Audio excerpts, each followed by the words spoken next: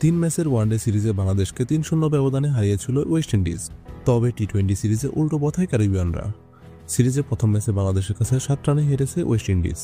সিরিজে এখন 1-0 ব্যবধানে এগিয়ে বাংলাদেশ। সিরিজের প্রথম ম্যাচটা দারুণ রোমাঞ্চের আশা ছিল। ম্যাচে আগে ব্যাট করতে নেমে বাংলাদেশ 147 রানের পুঁজি পায়।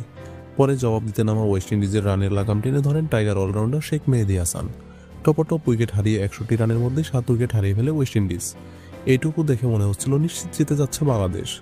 তবে নাটকের বাকি ছিল আরও।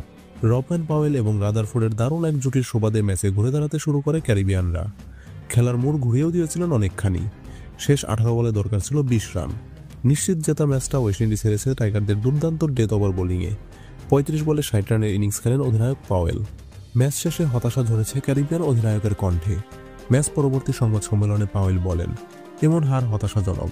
বোলাররা নিজেদের কাজটা ভালোভাবেই করেছে এমন উইকেটে। ব্যাটিং ইউনিট হিসেবে আমরা চেষ্টা করেছিলাম বেশি উইকেট না হারাতে, তবে আমরা তা করতে পারিনি। পাওয়ার প্লের ব্যাটিং প্রসঙ্গে পাওয়েল জানান, এটা আমাদের জন্য একটি সমস্যা। এখানে কাজ করতে হবে। পরিসংখ্যানও বলছে আমরা পাওয়ার প্লেতে অনেক উইকেট হারিয়ে ফেলছি। এর ফলে ম্যাচও হারছি আমরা ক্রমাগত। দ্বিতীয় ম্যাচে কিভাবে ঘুরে দাঁড়াতে হবে এই ব্যাপারে পাওয়েল জানান, আসলে কালকে আমাদের গ্রুপ হিসেবে বসতে হবে, কথা বলতে হবে। এই বছরে আমরা অনেক টি-20 ম্যাচ খেলেছি। ছেলেরা কিছুটা ক্লান্ত, তবে গুরুত্বপূর্ণ কিছু ব্যাপারে আলোচনা করে পরের ম্যাচে সেসব সংশোধন করে আসতে হবে আমাদেরকে। 3 ম্যাচের সিরিজে 1-0 ব্যবধানে এগিয়ে আছে বাংলাদেশ। সিরিজের দ্বিতীয় ম্যাচ বাংলাদেশ সময় আগামী 18 ডিসেম্বর ভোর 6টায়।